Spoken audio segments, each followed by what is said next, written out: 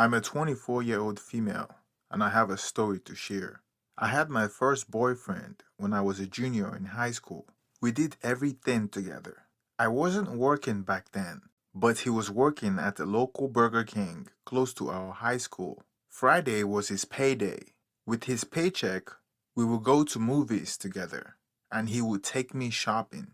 As young as he was, he knew how to treat a lady. My parents are religious and we frowned on dating, so we kept our relationship secret. He was good to me, but deep down, I didn't feel right being with him.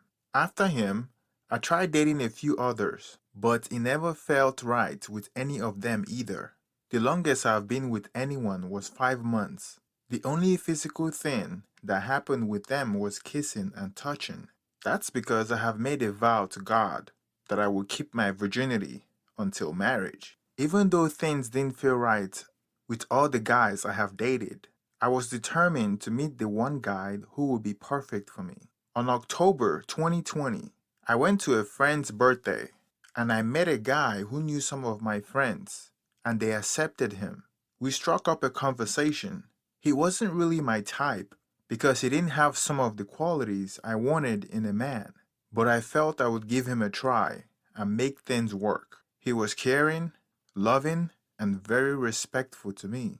That made me turn a blind eye on his shortcomings. With him, I put all my effort, but there was still a voice in my head constantly telling me that the relationship wouldn't work. I ignored the voice and kept pushing. On our third month together, I had a strong urge to be intimate with him. When I told my boyfriend about it, he asked, "Are you sure this is what you want?" I said yes, and proceeded to lose my virginity to him. After we did it, I felt very bad and guilty. I have broken my vow to God, and it wasn't even worth it. I didn't enjoy the act as much as I thought I would. I decided that sex was overrated. I began to withdraw from my boyfriend.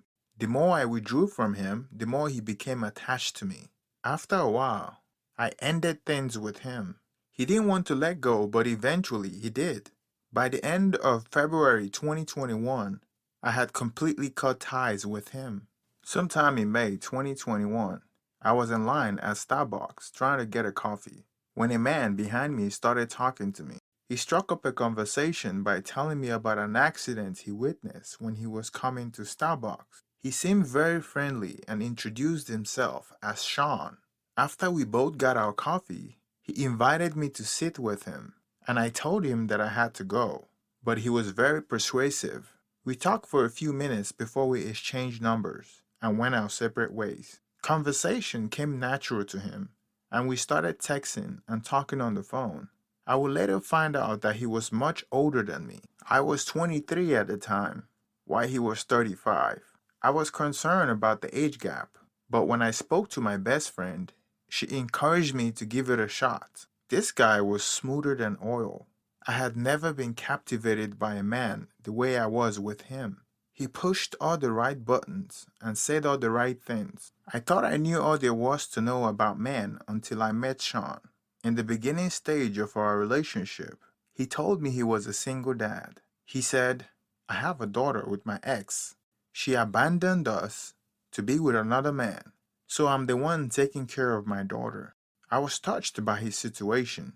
I tried to invite Sean to church several times, but he always told me he was busy. I believed him and I prayed for him.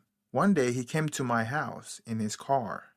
When I saw the car, I started having doubts about him. The car was too fancy for the kind of picture he painted about himself. He presented himself as a struggling single father who was trying to provide for his child, but his car screamed the opposite. Instead of asking him questions, I didn't. I was enjoying the bubble we were in, and I feared what knowing the truth would do. One day we were sitting in his car when he got touchy. I tried to get him to stop, but he refused. Things got out of hand, and he had his way with me. After that experience, I became attached to him. That was when he started withdrawing. I called Sean for a whole week, and he didn't answer my call. He reached out to me 2 weeks later with excuses. He said, "I am sorry. I have been traveling for work. and I got really busy. I forgave him even though my mind kept telling me to run away from him. He came to visit me, and we sat in his car and talked. He promised me he wouldn't ignore me again, and I believed him. That day, too, he had his way with me in his car. After he left, he ignored my calls and texts. I felt stupid, cheap, and used. I told my best friend what was going on, and she advised me to cut ties with him. I tried to do it, but I couldn't. I knew my relationship with him was unhealthy, but I have gone and fallen in love with him. A part of me was convinced that I would let him go if I get some closure.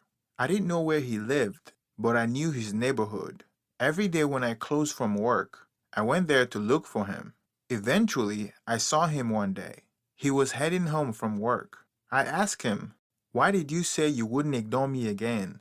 Only to do it. He apologized and gave me a lot of stories, using his daughter as an excuse. I started talking to him again, and he came to visit. We were sitting in his car when he tried to touch me. This time around, I was firm. I fought him with all my resolve, and he didn't succeed. He was holding his phone when a call came through. He tried to hide the screen, but I saw the caller ID. It said, "Wife." I was so scared to confront him, so I just got out of the car and went home to cry. I was looking for closure, and I found it. I had been dating a married man without knowing it. Sean was a player and a master of the game. My naive self got played, and it hurts like hell. I decided to stop talking to him and moved on with my life. But unfortunately for me, I found out that I was pregnant just around that time. I called him several times, but he didn't answer my call. My best friend went with me to his house to look for him. He wasn't home when we arrived, but there was a woman in the house. She introduced herself as Sean's wife. This woman had a Muslim name, and she dressed like one. I wondered if we were even at the right house. I described him physically to the woman, and she confirmed that he was her husband. I told the woman, "Please forgive me for what I'm about to tell you. I didn't know he was married when I met him." I went on to tell her about the events that led to my visit, including the pregnancy. The woman's first response was, "I believe that, like many women, you have fallen prey to my husband's charm and lies. His name is not even Sean. His name is Abdullah, and he's a Muslim. I am sorry for the trouble he has caused you." She told me she would help me, and we exchanged contacts. I was surprised this woman didn't see me as an enemy, but as the victim that I truly was. I wanted to laugh at myself for falling into such messy situation, but I was in so much pain. Abdullah called me the following day, threatening me and calling me a stalker. He said that, "The next time you come near my house, I will shoot you. I swear. Write it down somewhere." I was shocked. My heart was broken. I was so stupid. Later, his wife called me. She said, "I am sorry, I cannot help you. He has threatened to kick me out if I get involved. I wish you all the best." My response was, "Whoa, what a mess." When he called me again, he said we should go to the lab to get a proper test done.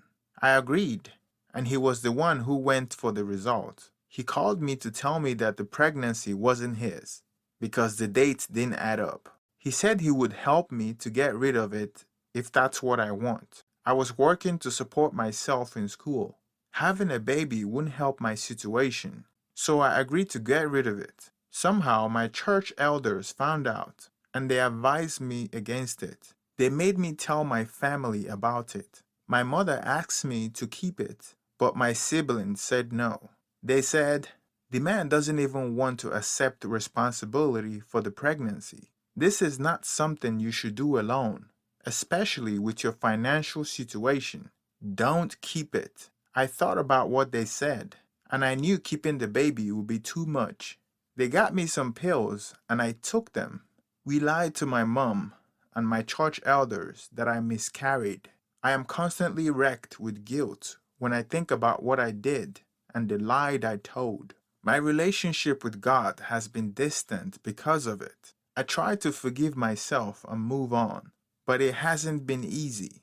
This experience has taught me so much in life. I used to judge people whose life looked different from mine. I used to point fingers at people and call them names when they made mistakes. Now I know how wrong I was. I have learned to have empathy and to pray for others instead of judging them. I have decided to share my story as a way for others to use my story as a cautionary tale. I am praying that in God's time, my Mr. Right will find me. Until then, I'm asking you readers to leave a word of encouragement